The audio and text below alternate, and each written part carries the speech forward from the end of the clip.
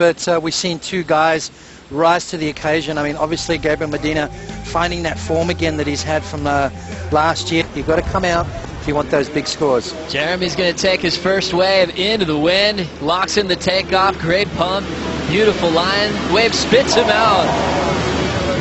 Jeremy Flores starts off with a bang to take the lead off Medina.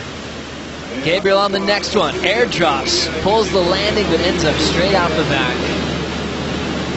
Two incomplete scores for Medina's start, and Flores controlling one into the wind.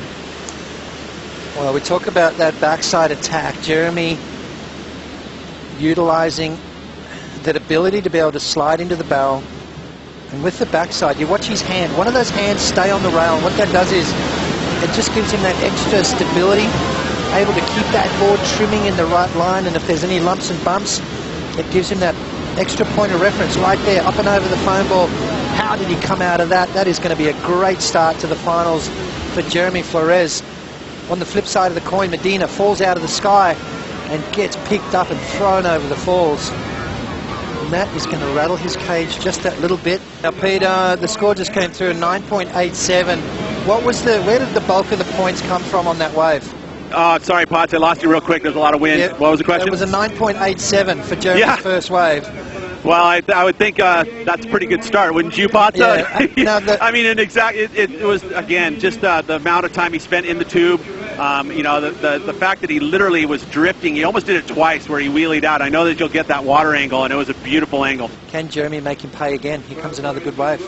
So 12 minutes, 20 seconds on the clock. Flores knifes the takeoff, now into a stall. Wave will spit him out. Decides to kick out quickly. Back-to-back solid scores for the Frenchman.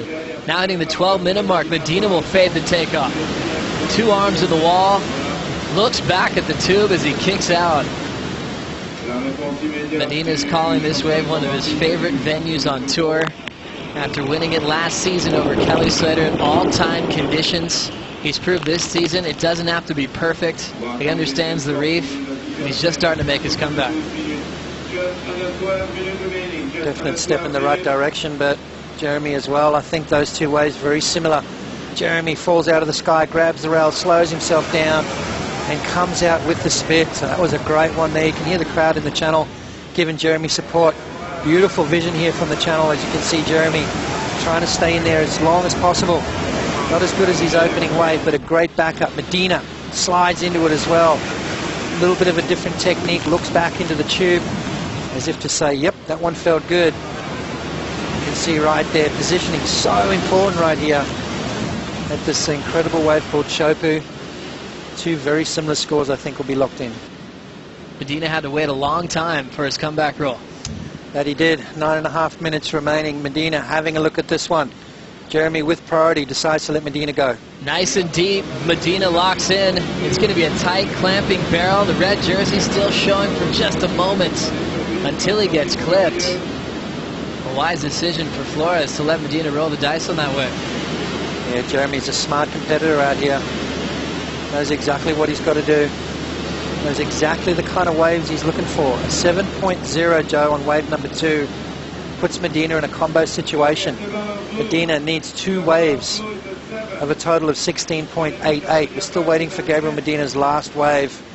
The wave before this last one here, you can see Medina takes off deep, drives up nice and tight, dragging those hands again, but that end section there just folding down, providing no exit on that occasion.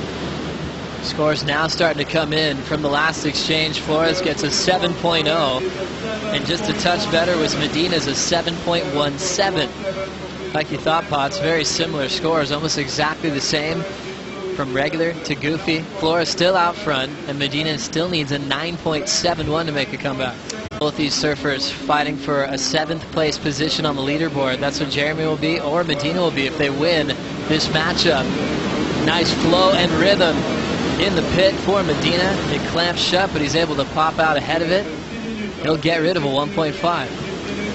That he will. 9.71 required. It's not going to be a 9.71.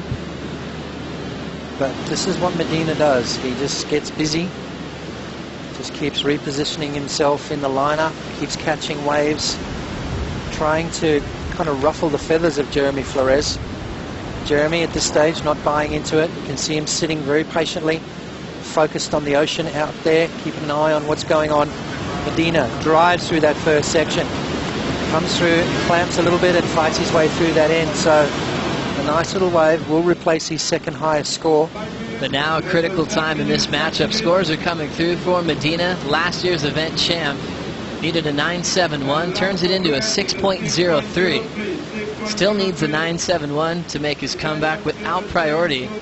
Well, Gabriel Medina's leaving the lineup almost, paddling up the reef, getting a lot of distance off Flores. Medina doesn't have first priority, so he needs to get some space to himself. We're supposed to have this kind of reinforcing south swell angle, and it looks like he's hoping for something to come from really deep up the reef here, Potts. You know, the story of Jeremy Flores turning it around. Here we go, Medina. This wave will help Medina reposition now.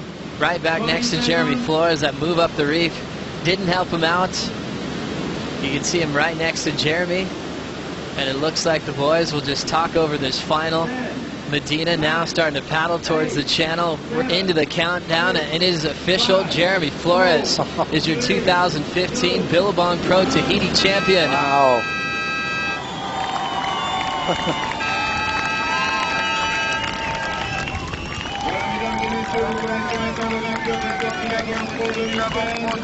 Water Patrol gets him quickly on the back of the ski, and the Frenchman will celebrate his second ever championship tour victory on a wave where he's proved himself time and time again, but has never been able to get the win until now.